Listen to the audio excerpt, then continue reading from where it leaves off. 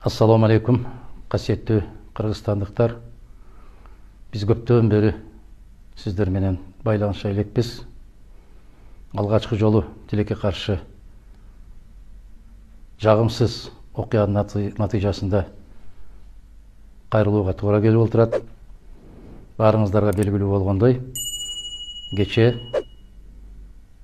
түнкү дейбизби, таңкы дейбизби, саат 4 менен 5-тин ортосунда Ош аба жайында Москвага учуп аткан биздин Кыргыздын керемет азамат кызы, кайдыгер эмес, жарандык, партиялык мыкты активист Оразай Нарматованын Ички иштер министрлиги тарабынан жапайычылык менен кармалышы.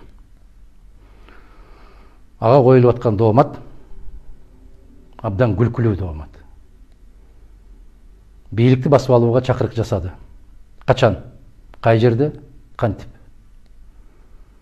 Оразай Нарматова 100 миңдеген, а мүмкүн миллиондогон кыргыздын мыкты жигиттери, кыздары сыяктуу өз өлкесинде жумуш таппай, аргасыздан Россияга кетип, Москва шаарында окуп, ошол жерде иштеп, ата-энесине, туугандарына, бүтүндөй журтчулукка жардам берип жүргөн мыкты азамат кыз. Анын кармалышынын себеби бирөө гана. Дайым өзүнүн пикирин так, ачык, даана айтып келүүдө. Бүгүнкү бийликтин жасап аткан ашмалта аракеттерин баарын элге чайнап, жеткирип, түшүндүрүп берип келет.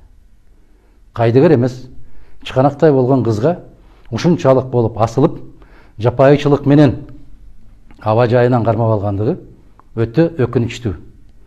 Мен кече эле Азаттык радиосунда түз эфирде болуп, бул бийликтин жүзүн баса белгилеп айттым эле. Мына сиздерге даана далил дагы бир жолу өздөрү көрсөтүп отурат. Бир тууган агасынан айрылып, агасы дагы ошол Москва шаарында жумуш иштечү, чогуу жүрүшчү. Анын сөөгүн алып келип, өз мекенине, өз айылына жашырып, Кыргыздын салты боюнча кыркын чыгарып, Куран окутуп, бата кылып, 9-ында бейшембе күнү бул иш-чараны аяктап, түндө Москва шаарына учуп кетмек болгон. Ал кызыбыз менен чогуу жеңеси, ошол жападан жалгыз агасынын жесир калган жеңеси. Жана жетим деген сөзгө оозум барбайт. Аллахка шүгүр, чоң атасы бар. 4 эрезеге жетелек балдары. Мына ошол балдардын көз жашын тыйбай туруп, жалгыз калган агасынын жубайы жеңесинин кайгысы өчөлөк мезгилде колун кайрып, аба жайынын тескери эшигинен бекитип, жашынып, бир өтө оор кылмышкерди кармагандай болуп, аба жайынан бекитип алып чыгып, машинага салып, Бишкек шаарын көздөй зубулдап жөнөшү, бул жапайычылык, бул айбанчылык. Эң өкүнүчтүүсү, Садыр Жапаровдун ушундай абалга түшкөндө, мен ошол кездеги бийликке дал ушинтип кайрылдым эле. Аттиң ушундай кайрылуу менен Садырга кайрылууга туура келип отурат. Уят маселе. Бул кыз бала мына ошол түндө атасы телефон чалып байланышкандан бери бизде тыным жок, уйкусуз түн өттү. Атасы жакында эле байбичесинен ажырап, андан кийин жападан жалгыз уулун жерге берип, ата кайгысына көтөрө албай турган мезгилде эң кенже кызын ушундай абалга кабылышы, мен ата катары түшүнөм, жараткан андай күндү эч кимдин башына салбасын. Эсиңе келчи айланайындар. Эсиңерге келип токтоңгулачы. Жапайычылыктын мен билем, өзүм чечем, өзүм айтам деген саясатыңды токтотчу айланайын. Мына ушундай саясат менен канча бийлик башын жегенин билесиңер го. Эмне үчүн сабак болбойт силерге? Эмне үчүн Кыргызстанда көчөгө батпай жүргөн чет элдиктер көбөйүп кетти? Алардын артынан түшпөй. Эмне үчүн 30 күн бир айдай атасынын үйүндө болду? Басып барып койбой, эмне үчүн чыркыратып аба жайына келгенде кармап кетип отурасыңар?